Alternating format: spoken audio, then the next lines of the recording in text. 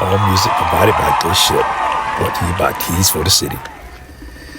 Well, look, here's how to make your own homemade wine. It's been going on since biblical days about making wine. It's all different ways you make it, but I'm going to kind of give you a mix of the old and a little bit of the new. And like I said, I'm going to do about a 5-gallon bucket. I'm going to use Scavenol and muscadine, which I got from Eastern North Carolina. It's fresh off the trees, but you can get it straight from the store as well to do the same thing and get the same results if you take a little time. Okay, so what I'm going to do, instead of mashing it up, I'm going to just put it in the blender and make my mash. I'm using close to 10 pounds of fruit on this. So I have a 5-gallon bucket, which is covered.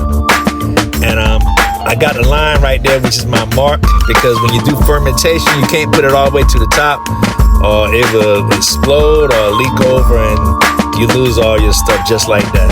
So you just got to be smart and remember what kind of yield you're trying to get. So as you see, we got to add a little bit more water for my yield, because I don't want it all fruit. But back in the day, that's what it primarily was, all fruit. And, a little water would cut it a little bit to make it, I guess, if you're not a big heavy hitter on alcohol, it'll cut it a little bit to make it right. Mine's is for yield only. So that's what I'm going to do. I'm going to make it close to about 5 gallons. So when I do my straining process and getting rid of all the excess stuff that we have, I'm gonna just get rid of it, and so it'll be fine. So we're straight. So what I'm gonna do now, I think we're gonna put a little bit of acid in there. Well, I would say lemon or lime juice, whatever you want to do. It's good for the fermentation, and it kind of balances out everything. Some people use citric acid, but like I say, I keep everything natural. Nothing wrong with it. I'm gonna get some sugar in here. You can use all kinds of sugar that you want. Every pound of fruit equals a pound of sugar.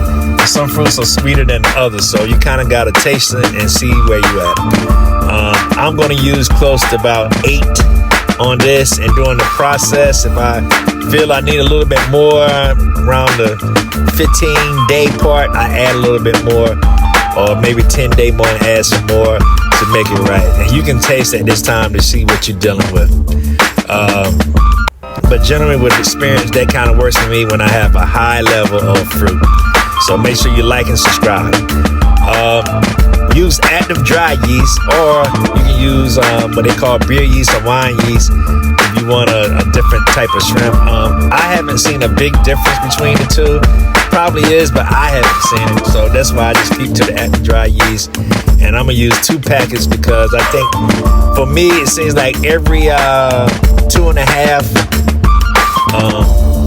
of your yield when it comes to your pounds or gallons, I use yeast. But believe it or not, you can use any amount of yeast, quite honestly. It's just that the cleanup and how you're going to do it. It's not going to affect the way you do it, because you got to purify it and strain it anyway. So I use 2 on this particular project right here, and it should work just fine.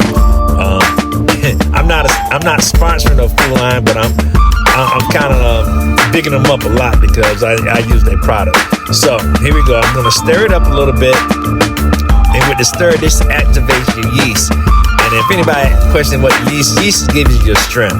You do not have to put yeast in your wine, but your wine is not going to be as strong as well. So after I do that, I put it up. I put the lid on, and I put the dates and everything to let everybody know, or let me know.